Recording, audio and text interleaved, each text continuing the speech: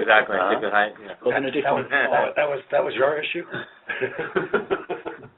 So we got back to this what we got on the SKU sales to them in margin. Mm-hmm. We haven't gotten back to the richer Yeah, part. right. The pay portion, pay portion, I should say. Mm-hmm. Not pay portion. It's about right. They were paying $3 million a year. They paid for SG&A, Yeah. Mm-hmm. and we didn't go up or down with SG&A when we had it. Sure. Okay.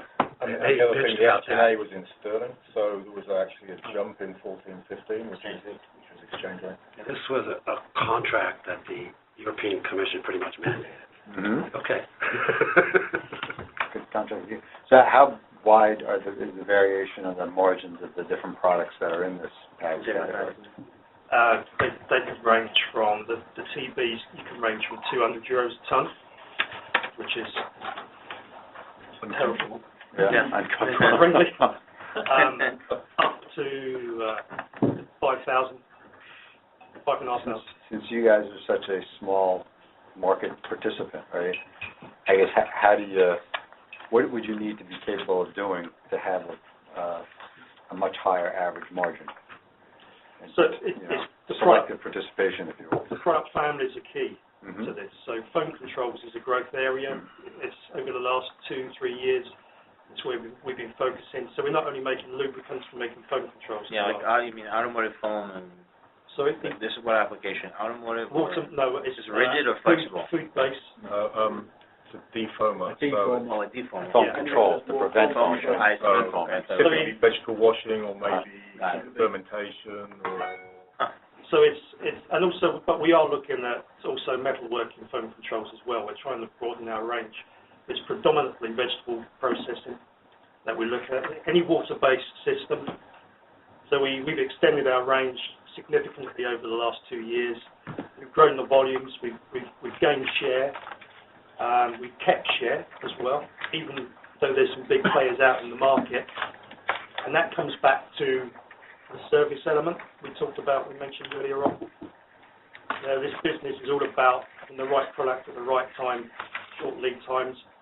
Yeah, you've got to be competitive. You've got to be in the right price range. But it's about quality, performance, service, and also we have an advantage with our approvals. So what kind of infrastructure do you need to support that type of business versus? No, I was thinking, talking about service. So in terms of service to the customers, do you need holding tanks? More tanks than people? Yeah, bulk storage. You saw our tank pump. Yeah. So we tend to supply formulators. Mm-hmm. So there are companies out there who specialize in helping companies defoam, but we would supply them. So we don't. So you talk about service. You're not talking about formulation development. You're talking about on-time, next-day delivery of a specialty blend that they decide they. So our market positioning is we don't compete with our customers. Mm-hmm. All right, and by we've given them that reassurance. It helps us to work with them closely, understand the business. They don't see us as a threat. And that's key. Compared to some of the bigger guys, they have the resource, the capacities to be able to enter the end-use market, if you want. All right, so we have the ability then to develop new products with them. Whether it's a Me Too or whether it's improving the performance of the existing product, slight changes to specifications, etc., we can work closely with them compared to our competitors. Because we're not competing. What's the depth of your application knowledge, sort of the formulated product, and does that hinder you in a way to sort of expand to higher value? That's a good question, and the answer is yes. It does hinder us. At the moment, we have a low application knowledge. All right, but we have a project to improve that. So we want to know. Is that historical? Sorry to interrupt you. Has that always been the case? No. So I mean, it goes back to when we exited the market. A lot of the expertise went with the business. So when Cognis was sold to BASF, all the technical service managers, etc., they all went with the business. All that knowledge. During the Laporte Cognis times, we had a very strong TSM. Right, but that went. So we have to rebuild. Were the margins that business had at that time much higher than what you're experiencing today? No, interestingly, it was the opposite way around. The strategy was completely different. It was, back in those days, it was focused on base fluids, fully formulated, compressor lubricants. Right? Now our model is where we're going to get our value. There's also the halal packs as well, capped halals, capped meat or capped products. They were always a strong performer back in the Cockless days. But phone controls were sort of a volume filler. They were sort of pushed out. Yes, a niche, which we still have, but the growth wasn't coming from phone controls. It was a dirty business to a certain degree. But the value you get from phone controls, the average margin is currently close to 900 euros a ton for a phone control.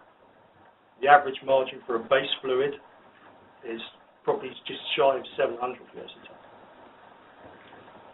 Because the markets, the business has changed. Certainly in Europe, again, we've come in, we're offering base fluids to the market. You've got the Koreans in the market. You've got the Polish in the market. You've got BASF, Croda, Clarion. So that landscape is getting really aggressive. The phone controls, the approvals are important. FDA, CFR 21 approvals. The kosher and halal, we have both. Our competitors don't, they just have kosher. So our system is kosher certificated as well as halal. It gives us that advantage. We're a one-stop shop. Who are I would say, out of all the competitors you mentioned, including NH, who's the one who's dominating that kind of high end of the market, that market? In the phone controls? Or Yeah, phone control, kind of, which is like Dow is Dow. strong. Yeah, you've got Dow Corning as well. You've got different technologies, obviously, silicone-based. Yeah. But Dow Corning is probably the most aggressive. So Ilios is in Europe, it's very strong. But we compete with these guys. We have the advantage. You've seen the plant, you've seen the kit. We're flexible in our approach. so you'd be taking share. Is it taking share, or is it your applications? It's kind of market growth. It's taking share, but Yeah. we're increasing our product range as well. Yeah. So we're not just taking share of the same products, historical products that we developed 20, 30 years ago. We're bringing in new grades. It gives us access to different parts of the market. But for that, going back to Sal's earlier question, do you need formulation chemists to support that, or are you relying on the formulator customers for you to define what the product needs are? Till recently, we've relied on our customers to give us feedback about performance. But now we're moving into an area where we're focusing on understanding that performance ourselves, application performance. So we bought some instrumentation to give us how effective the product is, performance-wise. Replicating the same testing our customer does as well. And because we're close to the customer, they're quite happy to let us know what their testing methods are. Mm-hmm.